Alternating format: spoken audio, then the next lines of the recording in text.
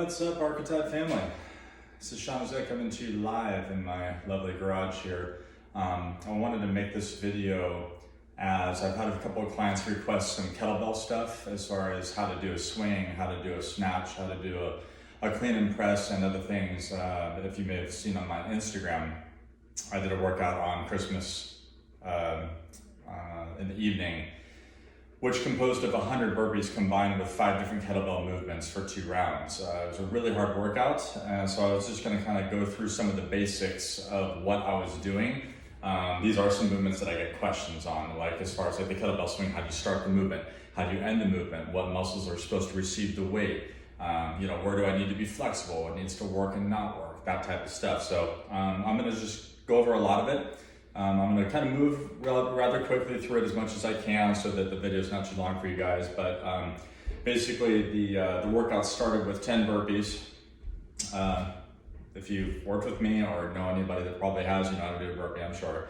The first thing is the kettlebell swing. In my workout, I did 2 bells. So you can see these guys are 35 pounds each. So I bought these recently, so a 2 bell swing is different from 1 bell swing, but let's break it down on just the swing itself. I've had definitely some clients ask me to break down the kettlebell swing as far as how to do it from a functionality standpoint. So let's get into it real quick. I keep it pretty simple, guys. So kettlebell swing, first thing to know is the double L's, okay?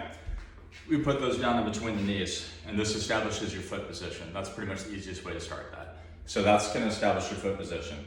Now, 2 things you need to know on the kettlebell swing. First is the initial hike out of the motion, and then you have to basically know the difference between the squat and the hinge. Those are probably the 2 biggest things, the squat and the hinge. So the squat comes out when you're hiking the bell. So I'll demonstrate the hike first and then we'll go into it, okay? So the bell needs to be roughly about 18 inches in front of your toes, okay? So you do your double L's, you go right here. You're gonna grab the bell right by the top, and the hike looks like this, basically like hiking a football. You're gonna hike it back, put it back. Hike it, put it back. Hike it, put it back. So you can just kind of practice this a couple of times. This is the hike. Okay, so you can see how it's in a squatted position. Now, the hinge is how you receive the weight as the kettlebell comes back down on the motion. So when you pop the bell up and it comes to the top, it will fall, and as it comes down, you're gonna hinge at the hip and load the weight into the hamstrings, glutes, and lower back. So you're gonna hinge down and then explode up through the hips, which is gonna push the bell straight up, okay? So it's important to know the difference between the squat with the hike and the hinge into the swing. And that's how you properly do this. So again, you have the hike, boom, hike, boom, that gets ready to go. And I'm gonna go from a hike into a swing, back down to the ground. Here we go. Hike, swing, back down. I'll do that again. Hike, swing, back down.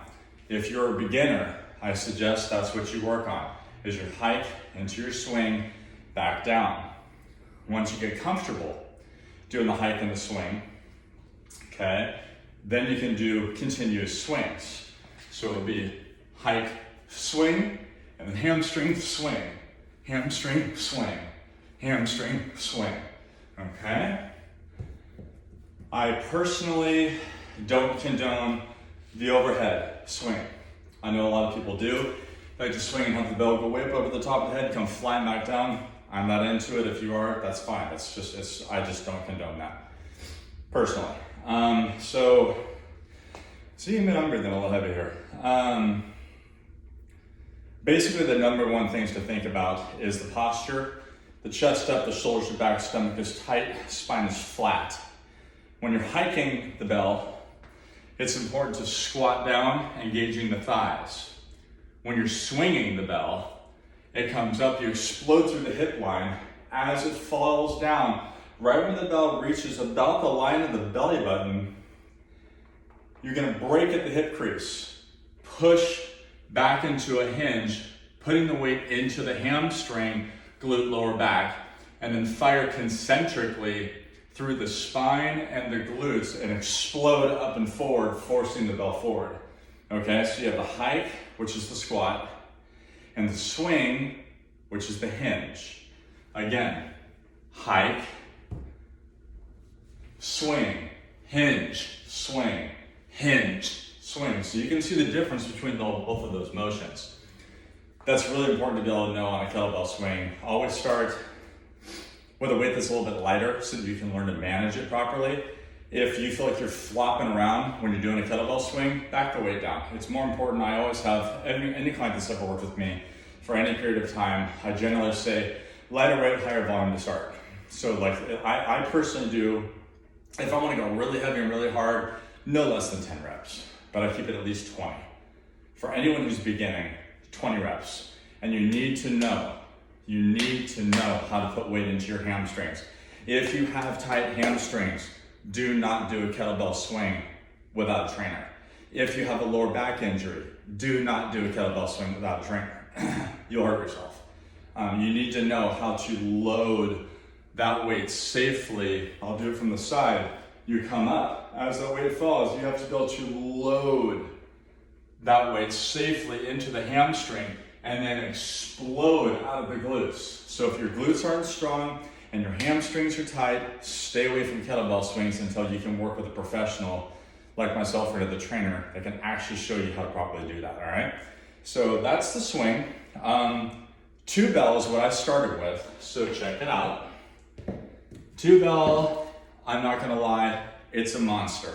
It's an absolute monster. I'll do just a couple of reps.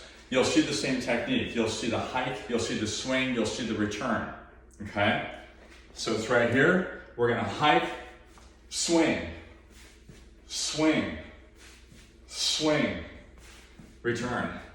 That's definitely for advanced, okay? That's a 70-pound swing I was just doing. That's heavy. All right, next up, alternating swing. This one's pretty fun. You gotta be a little bit more daring though because you have to time it differently. On an alternating swing, as the bell comes up, it's the same technique. You hike it out. When you come up to, when the bell reaches about the height of your chest, bottom of the sternum, okay? Right back here, you gotta open that hand and let the bell float up weightlessly and catch it just above with the opposite hand. So you swing, let go, and catch. Swing, let go, catch. And the opposite arm goes out to the side as the bell falls. Observe. Ready, set, go. Hike, swing, catch, catch. So I'm letting go right at the bottom of the chest. Letting go, letting go, letting go. It's really smooth once you get it. And just to remember, last thing on the kettlebell swing,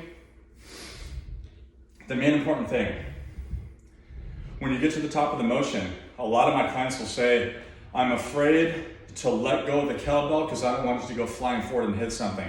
If you're swinging properly, the bell's gonna go up, not forward. So as you swing, if you were to let that bell go, it should float up, not forward. If you swing it and it wants to go forward, you're not pulling it right. It should go up, not forward if you let it go, okay? So that's that. Next up, let's keep moving. We're gonna go into the rack and press, which is next, okay? A little more complicated, but still really fun. I'm gonna keep this a little bit more simple for this particular video. I'm not gonna go into the crazy stuff, but basically to get up into rack position, again, double L's, right? Right here. So one arm goes back, you're squatting down, okay? From right here, you're going to pull the bell up. When it reaches about the line of your belly button, you're going to spear the bell and open your hand. So super slow motion, it would look like that.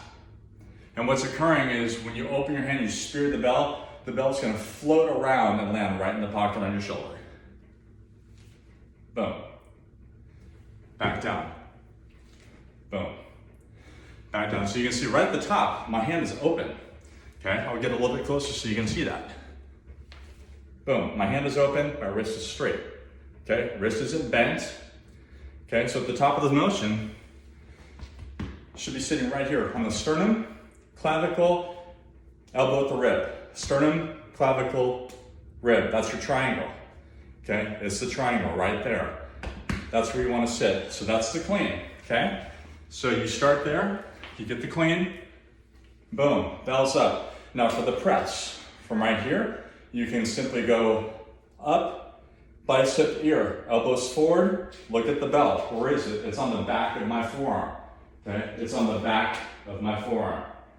Okay, nice and strong on the shoulder. Okay, tricep is firing hard here. To return, back down to the pocket, back to the ground. Okay, so that's a rack and the press. So for my workout, I had 10 of those on each side with both bells. I'll show you what that looks like.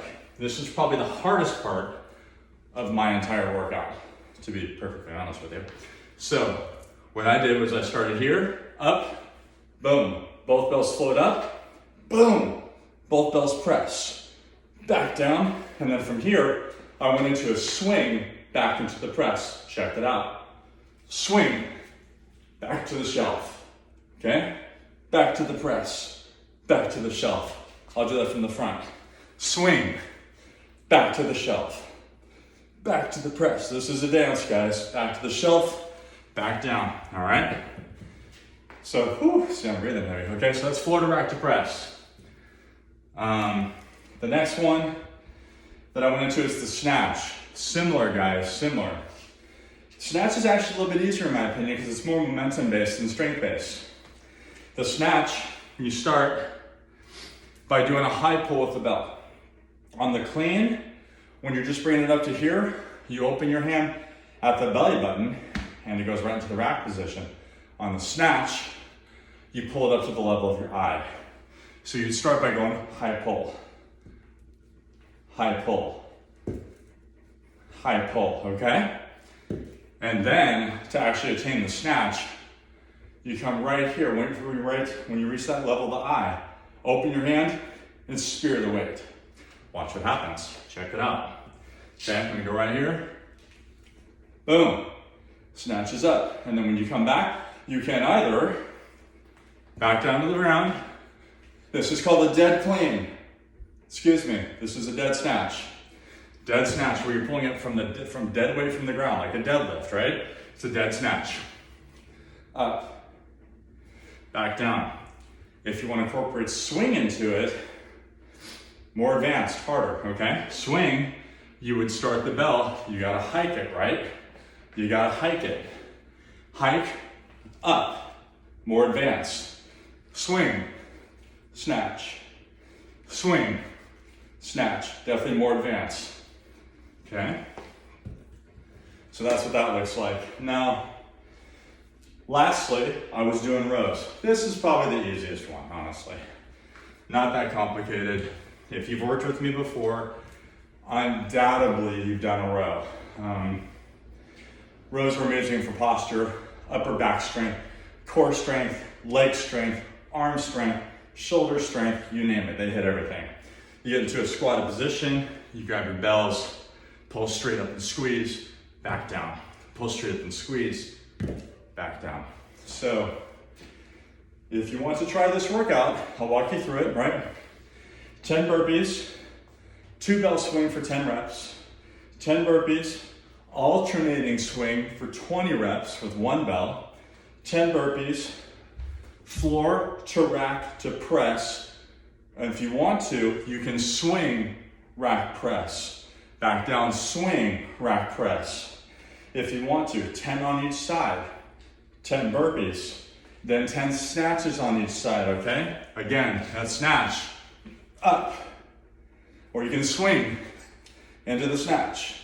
10 of those on each side, 10 more burpees, okay? Then you finish off with your rows, 10 more burpees. That's halfway, guys. That's halfway. It took me about 32 minutes to do that, and I was almost on the ground, okay? The one thing I'm not saying in this particular, that I'm not gonna show is I also was doing TRX in this workout. So I was doing my burpees, I was doing my kettlebell, and then I was on TRX doing either 10 crunches, or 10 side crunches, or 10 pike ups. So I was getting I had a rotation going. It was one of the harder workouts I've done in a long time. Anyway, I just wanted to share it with you. If you have any questions or concerns, reach out to me. I'd be happy to answer any questions that you guys got. Kettlebell's a really good tool, especially during this time, because you can do it safely in your garage. I have 2, actually, so I have an 8-pound bell. 8 kilogram is my learner bell. 8 kilos is roughly 18 pounds. It's a good learner bell for anybody that's new. I have a 12 kilogram, which is about 26 pounds. I have my two 35 pounds, which is about a 16 kilo. So I have 8 kilo, 12 kilo, about 16 kilo. And then I have 120. I'm gonna be getting a second one. So that's my setup right now, along with some other stuff. Anyway, I want to share that with you guys. I hope it's helpful. Hope you learned some stuff. The mechanics of this stuff is very tricky. It takes a long time to learn this stuff, guys. I've been doing it for a long time to get really good at it. Take kettlebells slow. If you want to learn some stuff from me, reach out to me. I'm pretty darn good at teaching it. Been doing it a while. I did get certified in kettlebells probably back in April when COVID first hit, and I didn't expect the gyms to reopen anytime soon, so I used that time to get certified in kettlebells, as well as a corrective exercise specialist, which is like a physical therapy. So reach out to me. I'll be happy to talk to you, and happy holidays, guys.